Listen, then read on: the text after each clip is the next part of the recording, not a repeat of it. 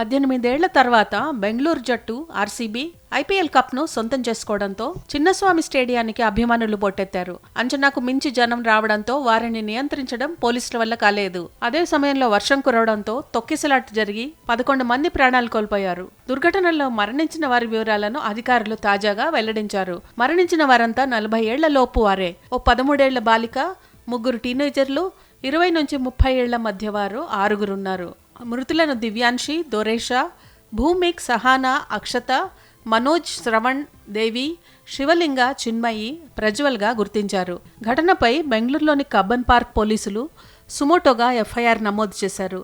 RCB event management సంస్థ DNA entertainment networks, Karnataka cricket association సహా తొక్కిసలాటతో సంబంధం ఉన్న పలువురిపై కేసు నమోదు చేశారు. నేరపూరిత నిర్లక్ష్యం కేసులో ఈ సంస్థలను నిందితులుగా పేర్కొని భారతీయ న్యాయ సంహితలోని 5 సెక్షన్ల కింద ఎఫ్ఐఆర్ నమోదు చేసినట్లు పోలీసులు తెలిపారు. ఈ కేసు దర్యాప్తును సిఐడికి బదిలీ చేస్తున్నట్లు కర్ణాటక ప్రభుత్వం తెలిపింది. కోర్టుకు ఇచ్చిన స్టేటస్ రిపోర్టులో ఈ విషయాన్ని ప్రభుత్వం పేర్కొంది.